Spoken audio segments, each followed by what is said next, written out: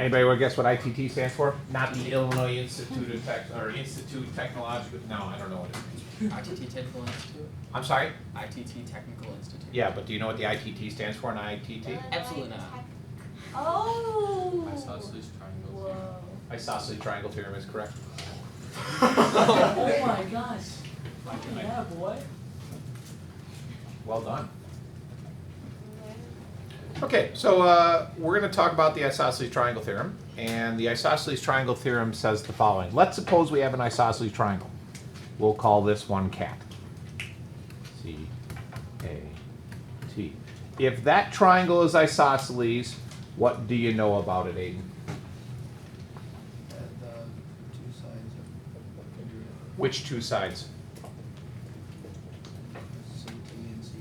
Why CT and CA? Can't it be AT and TC?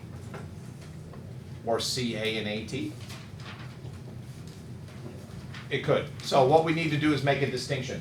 We need to identify one of two things. We either need to identify which one is the base, or we need to identify which one is the vertex.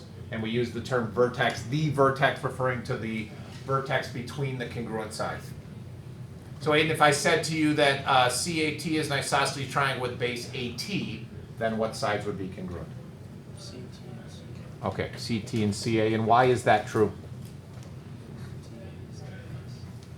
No, what theorem, definition, or postulate makes that true? Definition of isosceles. Perfect. Okay. So now what we're going to do is talk about the angles in an isosceles triangle. And so this is a pretty elegant proof.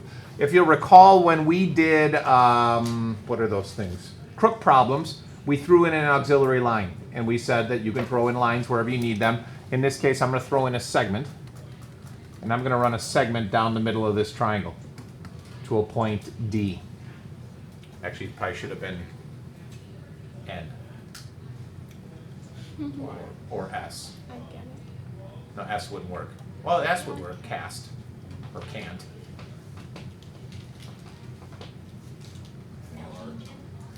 R, cart. Now we just have CAD to. But anyways, what I'm going to say about that auxiliary line is that it's the bisector of TA. In other words, I've highlighted the midpoint of. What? Wow, that's so weird. Where did that come from?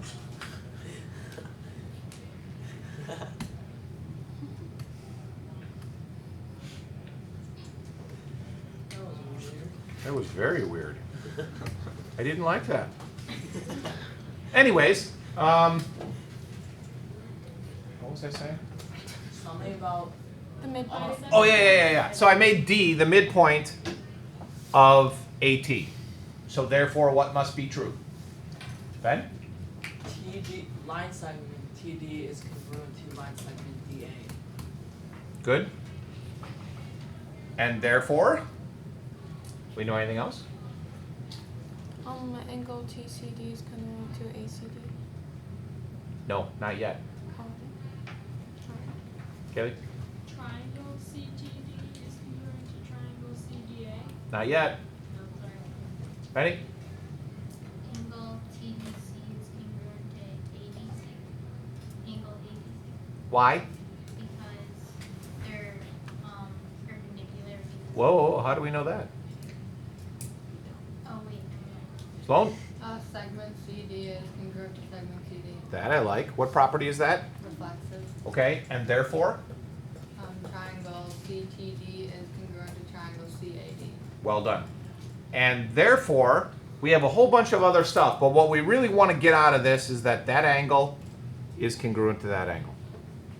Which, by the way, those are called base angles. They're the angles attached to the base. So if we remove all this garbage, what happens is, if we have the sides congruent, that implies that the angles are congruent. That's the first part of ITT. There's a second part, and the second part is the converse of that statement. If the angles are congruent, then the sides are congruent.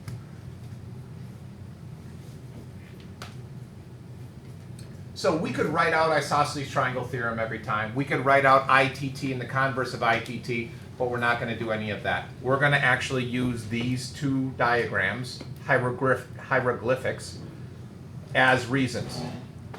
So if I'm doing a problem and I have that CT is congruent to CA and I want to say that angle T is congruent to angle A, then I would draw this picture. If I have the angles are congruent and I want the sides opposite congruent, I would draw that picture. Okay? Any problems with that? Awesome. That'll make your life a lot easier. Now, the other thing we can do with that, we've hinted at this in the past, but haven't really approached it. Let's suppose I have an equilateral triangle. What can you tell me about an equilateral triangle, other than the fact that it's equilateral, so all three sides are congruent?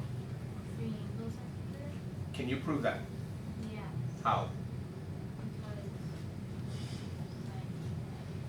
Because, That's it. like, Lost you on that one? And that's why we haven't covered it yet, is because up until today, we haven't been able to prove this, but now we can. Suzanne, Never mind. you wussed out. Well, I was gonna say if you do another one of those lines. Oh, too much work. Yeah. You did the same thing. It would be. It's a lot of work, though. I'm way too lazy for that. What do you got? If it's equilateral, it's also isosceles. So?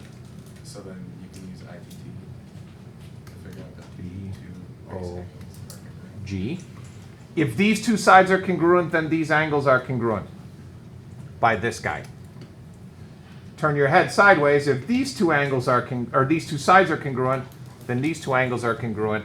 And sure enough, what you end up with is that it's equal. It's also equiangular.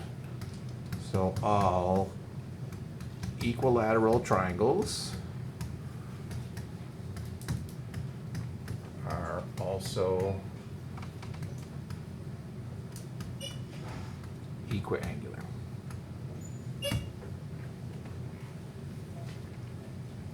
And yes, Is there a different name for that, or is it just like for this, Yeah.